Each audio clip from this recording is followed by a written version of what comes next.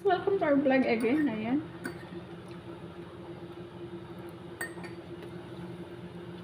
Mamasok ang lahat. Busy na mga tao dito, guys. Pero kami, chill lang. Busy na sila lahat, guys, kasi bukas start na Ramadan. Kami, chill lang. Sana all chill. Busy sila, guys. Excited sila sa Ramadan. Yeah, busy. Nakatulong. Chill lang, yapon.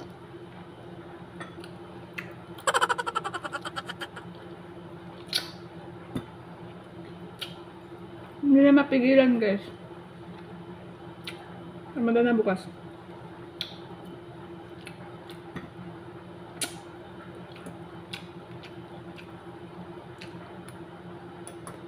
Ano tayo, guys?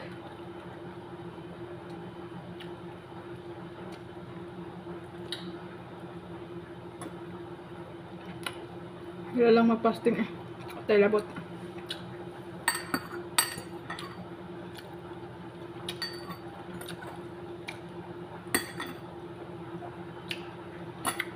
Bukas fasting na sila. Hindi na sila kakain almusal, tanghali. Gabi na sila kakain. Kain sila ng mga 6.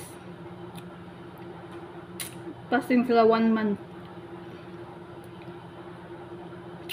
Good luck na lang sa ila. Fasting 1 month. Ang hirap, guys, no? Hindi kaya mag-fasting. 1 month, hindi ka kakain, hindi ka iinom ng tubig. Iwan ko kung iinom pa sa tubig. Parang hindi. Pero pag may yata, regla, pwede. Exempted yata. Kakain ka. Kaya busy sila ngayon. Kasi bukas, Ramadan na. Mag-start na ng Ramadan bukas, Monday. Ay, ayan ngayon. Iwan ko. Chill lang hapon ko. Ay, yes. Kumusta naman mo, guys? Sarap na talaga umuwi ng Pilipinas. After Ramadan, uwi na ako. Mga May. 2 months na lang uwi na ako. Pahinga ko muna to yung mga ko, guys. Mga paa ko. Ang sakit ng mga barikos ko. Ang hirap talaga pag OFW ka. Gusto ko matulog kasi hindi ka makatulog kasi may mga obligasyon ka. Kaya kayo, guys, kung mag-OFW kayo, guys, dito sa Middle East, isipin yung mabuti, ha?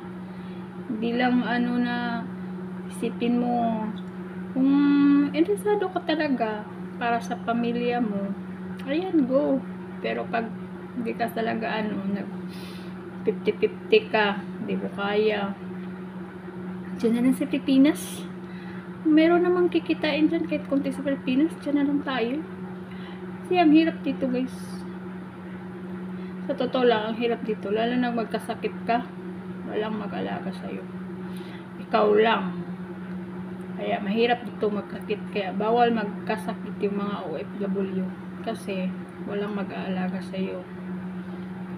Sarili mo lang. Kaya mahirap magkasakit. Kaya kayo, kung gusto nyo mag-OFW, isipin nyo 1,000 times.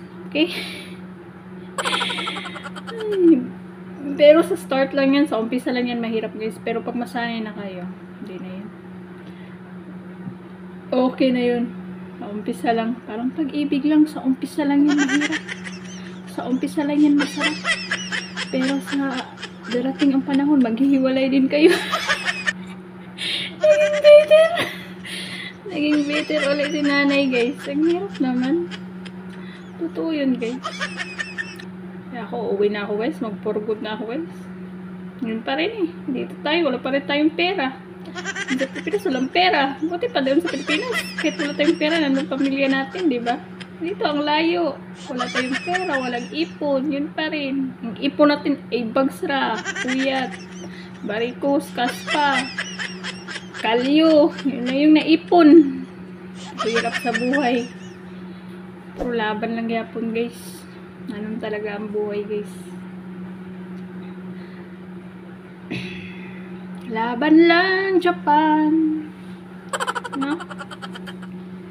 Ang hirap. Pag siguro, hindi ka talaga tamad sa Pilipinas, kikita ka. Pag may ano ka naman doon na kunti-kunti. Kikita ka doon. Kaya doon na lang tayo. Diyan na lang tayo sa Pilipinas. Sama pa natin pamilya natin. Nakakaano kasi dito. Sa Middle East, malaki palitan dito. Pero yung sahuran dito sa Middle East, ang liit lang. Kaya, mas maganda yung mga open country like Hong Kong. Ang nakano lang sa Hong Kong, guys, hindi ka gustuhan sa amo mo, terminate ka. Sayang yung gastos mo, di ba? I-terminate ka. Hanggang lang yung hirap. Pero sa Middle East, kung may tiyaga ka lang talaga, kung may tiis-tiis ka, kung taas pasensya mo, dito ka. Ayan, go! Ito kasi sa Hong Kong, hindi ka nagustuhan sa amo mo, terminate ka talaga nila. Nasa kontrata yun. Kaya mahirap din doon. Yun lang yun, guys. Ang tips na ako sa inyo. Kung gusto mo mag-OFW, isipin yung mabuti, na kaya ba ninyo talaga ang homesick, labanan ang homesick, pagod, puyat, ayun. Yun lang, okay? Bye! God bless. Peace out.